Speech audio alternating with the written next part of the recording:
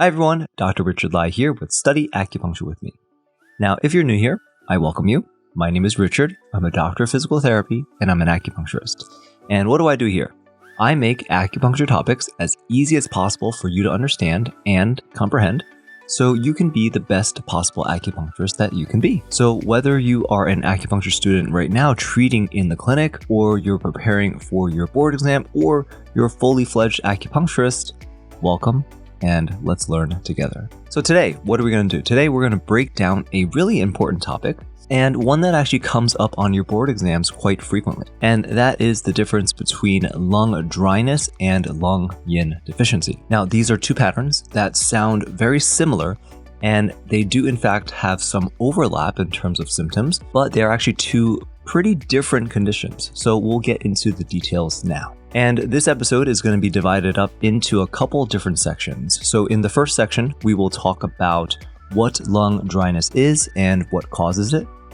In the second section, we will talk about what lung yin deficiency and what causes lung yin deficiency. And then we'll talk about some of the key symptoms that separate the two, so how to perform differential diagnosis.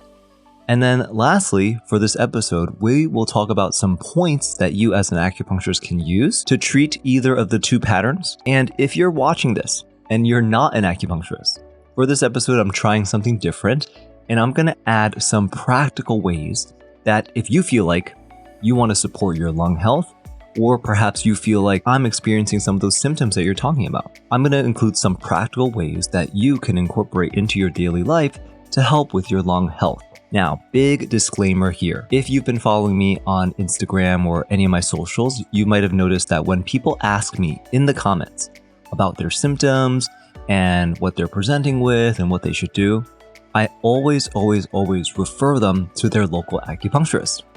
I think online, through comments, it's a very slippery path to try to treat someone or try to diagnose someone, even if it's just giving them a recommendation of certain points to do or whatever it is. And the reason I say that is because I truly believe that acupuncture, or any healthcare modality, requires an in-depth evaluation for you to create a plan of care. And that's why you'll notice I always say to please find your friendly neighborhood acupuncturist and see them for a full, thorough evaluation and treatment, because they, as an acupuncturist, they will spend time with you. They will get to know you as a person, know what you like to do, know what your job is, know what you need to do in your daily life. And they'll actually evaluate you fully through the 10 questions, the tongue and pulse, and anything else that they may need to assess you, whether they're palpating channels, palpating muscles, whatever it is. That's how you get the cleanest treatment prescription. And that's really the only way that I feel most comfortable when recommending things to patients. And then I recommend that also because then it gets people to actually see an acupuncturist and actually find out what's going on with them. So that's my soapbox. I will now step off of my soapbox and we'll get into the first part of this episode, which is all about what is lung dryness and what causes it. Now, in TCM, the lungs are considered the delicate organ. And you've probably heard your teachers refer to the lungs in that way.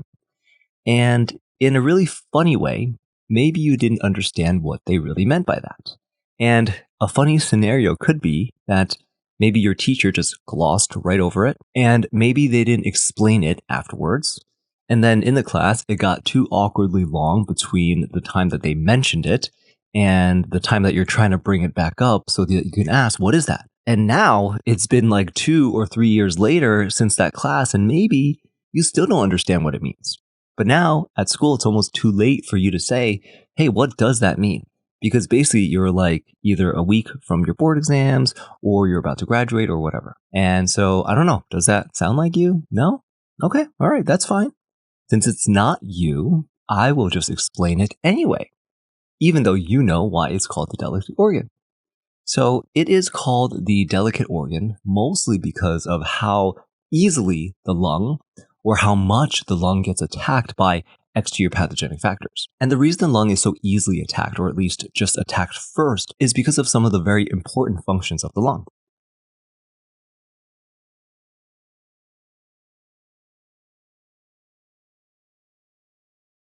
So I keep looking down because I put my son down for a nap, and then now I am, trying to record an episode as soon as possible. And I'm talking, and then he keeps, moving around. So it's making me really nervous. But I want to talk about these two lung patterns with you. So let's go on. So some of the really important functions of the lungs, what do we have? Well, we know that they descend and disperse. Another function of the lung is that it governs or it controls our skin. And when you dig further into this function, it's going to tell you that the lung actually controls even the space between the skin and the muscles. Now, what is that space called? Well, that space is called your toli. And what's in the toli? What's in the toli is your wei qi. Your wei qi is what? Your wei qi is your defensive qi. And that's a type of qi that does a lot of things, like it helps keep your body warm and it helps you resist exterior pathogenic factors. And this space where the wei qi sits is actually defined as the exterior of the body. So, through transitive property, that's why the lungs govern the exterior, because the space between the skin and muscles, or the toli, is the exterior. This exterior is where our defensive qi circulates. Now, when a person gets attacked by a exterior pathogenic factor, guess what gets attacked first? Well, the exterior is going to get attacked first. And this is where your body will start to resist the pathogenic factor from getting any deeper into the body. And so that's why the lung is called the delicate organ, because anytime anything tries to invade into the body, bam, the lung is affected first because the lung governs the exterior. Now, another fun fact about the lung, and I love talking about the lung and its functions, one of the functions of the lung is that it opens into your nose. And the nose is the sense organ of the lung. And when you really think about the nose and what the nose functions to do, the nose is basically like a pathway or like a gateway between the outside and the inside of your body. Because when you breathe air in through your nose, the air comes from the exterior or the outside and it comes inside into your lungs. So this is another way how the lung is connected with, or at least it controls the exterior. All right, so now what does this connection with the exterior and the delicate organ have to do with lung dryness? Well, first of all, I mention them because it gives you more of a background and more of an appreciation about the lung and all the functions of the lung. But second of all, it shows you that the lung is very easily susceptible to your external environment. Now, what I mean by that, the lung is very sensitive towards the moisture in the environment, or if there's a lack of moisture. And that's because the lungs govern the exterior. The lung also opens into the nose. And there's this connection between your nose breathing in the outside and the nose bringing air from the outside into the interior. Now, the question is the outside air dry or is the outside air moist? Because if the external environment is dry, this can actually be a cause of lung dryness as a pattern. And we see this in our patients who live in really hot and dry climates like the desert or like a state like Arizona in America or even a country like Australia. Or we see it in our patients who work in office spaces for a really long time every single day. Because the office space, actually even hospitals, the air is really dry there because of the air conditioning system. And so that environment is a very dry environment. It's because of the air conditioning causing it to be dry. And now this in turn then can cause lung dryness. So with this kind of etiology, lung dryness, because the lungs are so delicate, lung dryness basically comes about when the lungs just don't have enough moisture in the environment in order to function properly. Basically, you can think about the lung like a sponge. A sponge needs a certain amount of moisture to stay soft and stay flexible, but if you let that sponge dry out, it's all stiff and it's really hard to sort of wash things with that. Now, this is the same with the lung organ and all of its functions. When the lung is dry, one of the main functions of the lung, which is to descend and disperse, that function is going to be affected. All right, so now what else can cause lung dryness? Now, we already talked about the environment, but what else can cause lung dryness? Now, if you're thinking in your head smoking, then that's exactly right. Smoking tobacco itself is very hot in energy. It has a dry energy. And so when you smoke, you're introducing this hot and dry nature into the lungs. And that can rob the lungs of its moisture. And over time, that can cause lung dryness. Now, another potential cause of lung dryness just has to do actually with your intake of water. If you're not drinking enough water, that could also lead you down a pathway of lung dryness. The same thing actually with what you eat. If you eat a lot of foods that are drying in energy, have a lot of hot energy, like for example, spicy foods, or you drink a lot of alcohol, these things can actually burn up the fluids in your body and they can dry you out and eventually cause lung dryness. If you already have lung dryness and you're ingesting all those things, that can actually make the lung dryness worse. All right, so now we talked about lung dryness. We talked about how it can come about. Now let's talk about lung dryness in terms of the clinical manifestations that lung dryness presents with. So with lung dryness, you will have symptoms like dry cough, dry skin, dry throat, dry mouth. You'll also be very thirsty. And because of the dryness, you might have a hoarse voice. Now, as an acupuncturist, when you inspect the tongue of your patient and they have lung dryness, their tongue will be dry. When you palpate their pulse will feel empty. You might feel that the emptiness is more so in the right front position, which we know the right front position is the lung position. Now, with dryness is happening because the body is lacking fluids. And it's lacking fluids because the external environment is dry. And the lungs are the delicate organ. And so the dryness in the environment is going to affect the moisture of the lung and it's going to cause it to be dry. Or this lung dryness can be caused by your patient eating a lot of drying energy or hot energy foods. And this is burning up the fluids in their body and it's causing there to be this lack of body fluids in the body overall. And that's going to cause the lung dryness. Now, all this, if it's allowed to continue, what could happen to your patient? Basically, what I'm saying is that if you don't address the lung dryness, what trajectory would your patient be on? Well, lung dryness, which is body fluid deficiency, if untreated, can lead to Yin Deficiency. And that actually brings us to our next section of this episode, which is, what is lung Yin Deficiency? Now, in order to talk about lung Yin Deficiency, we have to talk about lung Yin, first of all. Now, Yin, we know Yin is material. And the material, or the Yin of the lung, is basically what's keeping the lung hydrated and moist. And this brings us back to one of the main functions of the lung, which is that it controls the descending and dispersing, or the descending and diffusing of qi and body fluids. Now, I say qi and body fluids, you might see it more so say descending and diffusing of qi. But we have to realize that it actually also controls the descending and dispersing of fluids also. So we should really say the lungs have a function of descending and dispersing qi and body fluids throughout the entire body. Now, this actually includes the space between the skin and the muscles that we were talking about before. And so this is exactly how the lung actually controls or governs qi, and how wei qi also moves throughout the body too. This is also how our skin, our pores function in terms of nourishing the skin or keeping the skin moist, because the lungs, they descend and diffuse body fluids. It's kind of like a mist spray, and you see mist sprays in the supermarkets. And in the supermarkets, they will spray the vegetables to make them nice and moist and green. Now, the same way the lungs will diffuse the body with mist and keep the body nourished and moist, especially the area between the skin and the muscles. It's going to mist it with fluid, and this fluid or this mist is going to nourish and moisten our skin, and it's going to keep our skin looking healthy and not dry. So now, what does all this have to do, though, with lung yin deficiency?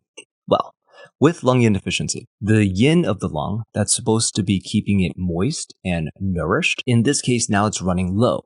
It's deficient. And this in turn is going to affect the function of the lung, which we talked about before, that it is the descending and dispersing of qi and body fluids. So then what's going to happen? Well, what's going to happen is that the patient is going to present with a lot of different symptoms. So I'll put on the screen here a list of all the clinical manifestations of lung yin deficiency. Now, a lot of it has to do with airway issues. Like, for example, you see here dry cough. That's an overlap with lung dryness. There's also weak, hoarse voice. There's dry throat. But with lung yin deficiency, it's also so much more involved and actually different than lung dryness. So although we see some overlap of the dry symptoms, lung yin deficiency goes a little bit further. Because you see, there's also a thin body or a thin chest. There's also night sweating. And this is the yin deficiency. because yin in general is a term that includes body fluids, it includes material. Lung dryness is just a condition that involves body fluid deficiency, and body fluids is a part of yin, but not the whole thing. So that's why lung yin deficiency is so much more involved than lung dryness. With lung yin deficiency, that's why you see the night sweating as a symptom. You also see the thin body, the thin chest, because yin or material is affected. It's deficient. Now, another thing with lung yin deficiency is that because yin is deficient and it's, on its way of being depleted more and more, this can actually lead to not only the dry symptoms that you see, but dry symptoms with an onset of heat signs that are coming out. Now, this heat that's coming in, it's not this full kind of heat, like heat that's like coming from the environment, it's attacking the body. This heat is actually called an empty heat. And this heat that's an empty heat actually comes about because of the lack of something. So in this case, it's a lack of yin. And this lack of yin is allowing yang to thrash about and cause the heat signs. So with lung yin deficiency, it's important for us to be able to know if it's just lung yin deficiency or if it's lung yin deficiency with empty heat. And the difference I can put up on the screen here, which is a differential diagnosis between lung yin deficiency and lung yin deficiency and empty heat, which you'll see there are empty heat signs. So empty heat signs, which are typically a feeling of heat in the afternoon or evening, afternoon fever, 5 palm heat, which is this feeling of heat in your palms, your feet, and your chest, and then of course, malar flush. These are all typical empty heat signs. Now, another key place to look is with their tongue and pulse. Now, with the tongue and pulse, the tongue, a yin deficiency tongue will be just that.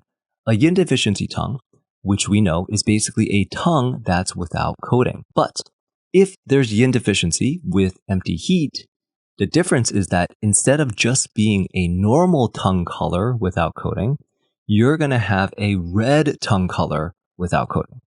Because that red color is what tells you that there's heat happening in the body. And that heat is an empty kind of heat because of the yin deficiency.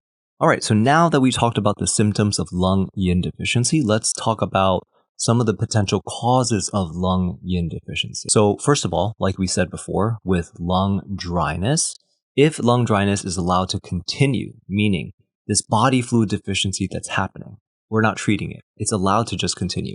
This means that eventually it's going to turn into lung yin deficiency. Now, some other causes of lung yin deficiency is basically anything that depletes qi in the body over a long period of time. Because if qi is allowed to be deficient over a long period of time, what's going to happen is that it's going to turn into yin deficiency. So, for example, if you have a patient who suffers from chronic depression, sadness, is grieving a lot, right, which we know these emotions dissolve qi, right? It depletes qi. So eventually, this depletion of qi is going to lead to a depletion of yin as well. Now, other things like smoking, we talked about before already, or even just talking too much, actually. This actually happens with teachers, with singers, with public speakers. They have to talk a lot for their work. So they're constantly using their voice, constantly using their lungs. And even when you find yourself talking a lot with a friend, or maybe you are a speaker or a teacher or whatever, your lips start to get dry. Your mouth starts to get dry as you talk more and more and more. I know my lips, my tongue, and my mouth is pretty dry right now. So excess use of the voice, excess use of the lungs can also cause a depletion of lung yin and cause lung yin deficiency. All right, so now let's do a little bit more differential diagnosis between lung yin deficiency and lung dryness. Now, before we talked a little bit about how to perform the differential diagnosis between the two, so we'll summarize some of that now. So I'll put on the screen here. Number one, with lung dryness is more so a body fluid deficiency. And so the symptoms are going to be related to that dryness. Now with lung yin deficiency, it's more than that. It's more than body fluid deficiency. It's chronic. It's more of an involved issue because it's actual yin that's affected. So that's why we're going to see those yin deficiency manifestations like the night sweating and the tongue without coat. Now number two, lung dryness happens because of the climate, and it can come from things like smoking or eating a lot of like hot or dry energy foods. Now with lung yin deficiency, This more so happens with internal issues, like for example, someone who has chronic emotional issues, or even if they have like long-term Yin deficiency issues because they talk a lot or they sing as part of their job. So they're depleting their lung yin because of the excess use of their voice. And then number 3, lung dryness just has your typical dry symptoms, but with lung yin deficiency, you can also have heat signs like we talked about before with the malar flush, the afternoon fever, the 5-palm heat, and then of course like the red tongue. That's the major differential diagnosis between just static lung yin deficiency and lung yin deficiency with empty heat. Alrighty, so now let's talk about some good points to use for both patterns. Now, surprisingly enough, a lot of the same points would actually benefit both patterns. And that's because for both patterns, we want to do some of the same things. We want to moisten the lungs. We want to nourish body fluids. And we can do that through points that nourish yin. So what point or points do we know that nourish yin? Now, one really good one is spleen 6. Spleen 6 is called the San Yin Jiao, or the 3 yin intersection. And as an intersecting point, it intersects the liver channel, the kidney channel, and the spleen channel. So this point can really strongly nourish yin and body fluids very well. Another one to mention is lung 9. Lung 9 is the urine source point of the lung. And as the urine source point of the lung, it can also tonify yin very well. Now, the big difference between when you're treating someone with lung dryness and lung yin deficiency is that we have the opportunity for lung yin deficiency to use points that can clear empty heat, if, of course, you see empty heat signs. So for that, you would use points like lung 10 or lung 11, because lung 10 is your yin spring point. Your yin spring point is your second point distal from the most distal shu point. And according to the mnemonic that we reviewed before, the mnemonic is, my friends are all idiots. And the F there stands for febrile conditions, which heat is a febrile condition. So that's why you can use lung 10 to treat empty heat. All right, so now let's talk about some practical tips for the lungs in terms of lung yin deficiency and lung dryness. So first thing, the lungs, we know they are the delicate organ, and they are super susceptible to changes in moisture in the air and changes in your diet. And that's because they're the delicate organ. And so that's why you really need to monitor your hydration. Hydration is super important to the health and status of your lungs. And in Chinese medicine, we always promote the drinking of room temperature water. We also promote the drinking of warm teas. And we don't really recommend cold drinks because cold drinks can actually weaken or injure your spleen and even your lungs, and can cause issues like lung yin deficiency. And the second practical way to care for your lungs is just to eat foods that are not drying in energy. Like, for example, incorporate fruits and vegetables that you blanch in water to soften the vegetable, but not to the point where you boil all of its life away. Eating blanched vegetables and then adding a healthy oil to that can actually do wonders for your spleen organ and your lung yin. And now, number 3, you want to avoid eating excess amounts of spicy foods, fried foods, drying energy foods, because these are just heat producers in your body. And if you're introducing so much heat into your body, that can actually cause a lot of dryness and it can damage your lung yin. So if you can, avoid eating too many spicy foods, fried foods, baked foods, if you can. And then number 4 is just to use your lungs. Now, you'd be surprised by how many times you can catch yourself, if you're aware of it, just how little of a deep breath that you're taking throughout the day. You can, as a practice, ask one of your friends at work to just randomly take pictures of you and your posture while you're working.